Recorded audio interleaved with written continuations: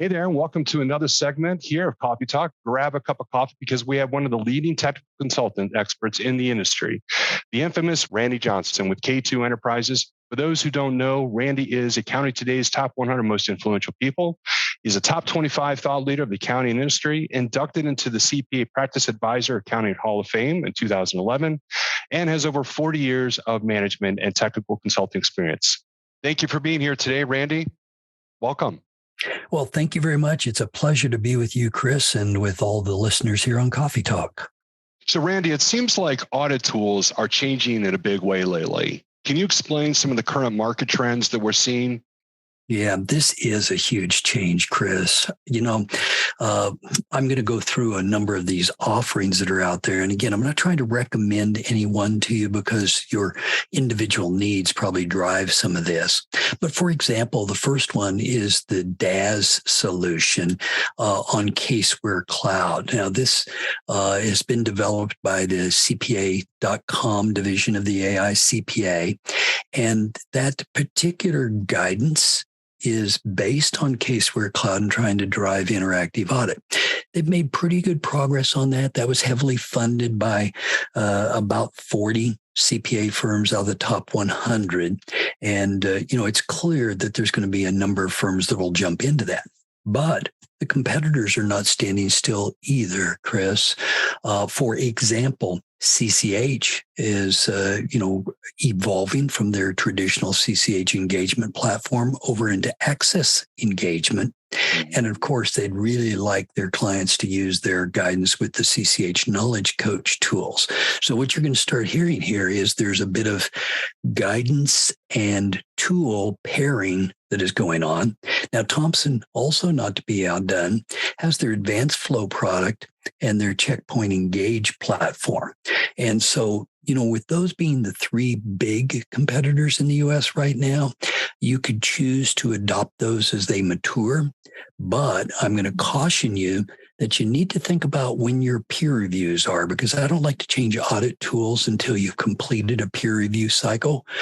So for many of your firms, that means you only really have the opportunity to change about every 3 years or so. And when you do, you need to have a good in-depth conversation with your peer reviewer. Are there new competitors in the audit space too, Randy?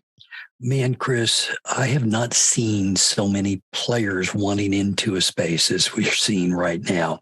Now, first off, I'm going to call out Inflow from out of the UK. They're already active in 120 countries globally.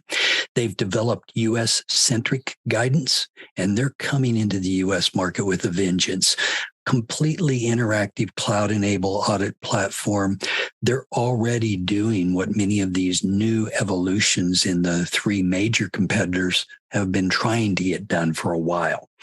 But there's also other innovators. The Field Guide product is also being adopted, particularly for compliance audits, for SEC work, for SOC audits, and so forth. So, I wouldn't be surprised if CTROM's audit's not done on Field Guide in the not too distant future, as an example. But there's other platforms too. One called Avenir that's been around for a few years at this point, came out of the Deloitte world. And it uses a lot of their tools as well. And then there's specialty tools. An example there would be Audit Miner. Now, Kelly Mann, who's developed that product, has done a beautiful job of providing guidance for employee pension benefit audits. Their estimates are that they can take, dozens of hours out of any EBP audit. And that makes the doggone tool pretty valuable. Now, even beyond that, Chris, there are additional supplemental tools to try to make the audit world work easier. One that we've recommended for years and years, Validus product, was formerly known as Audit Accelerator when it was sold by CCH, particularly paired up with Validate's about the perfect 1-2 punch for doing 100% auditing. But the regulations have to catch up on us too, because, where we've done statistical sampling for so doggone many years, the world of 100% auditing is closing in, and many of these tools can do that. Of course, we've seen the evolution of artificial intelligence in the MindBridge tools and some of the gathering and reporting in CCH's teammate analytics.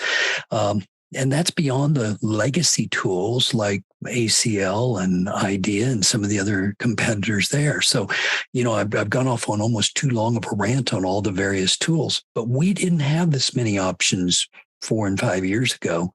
It was pretty much 85% market share was CCH engagement in the US market, and 10% was Thompson's engagement CS, which is completely discontinued, and 5% was Caseworth. That was the deal.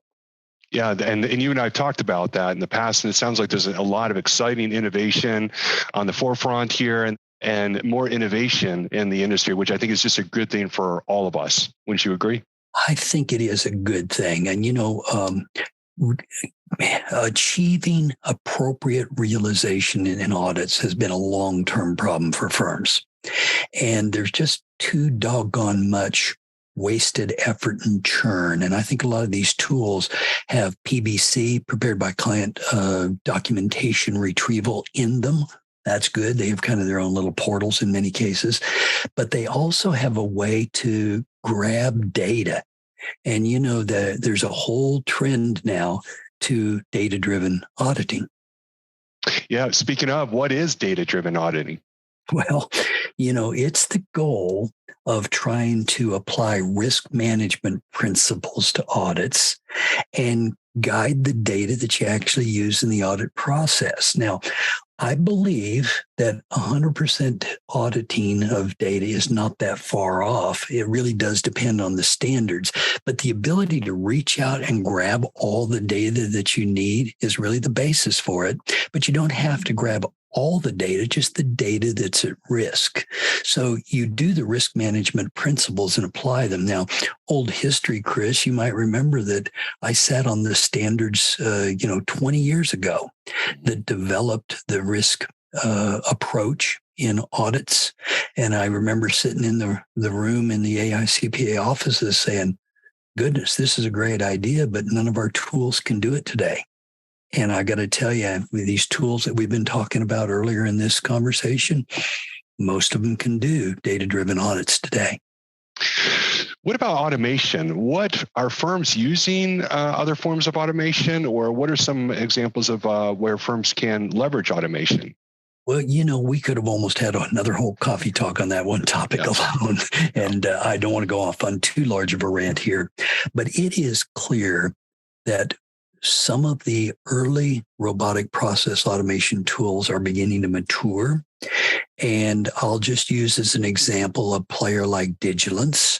That firm has built RPA to handle e-filing in tax, but they're also doing employee pension benefit documentation gathering.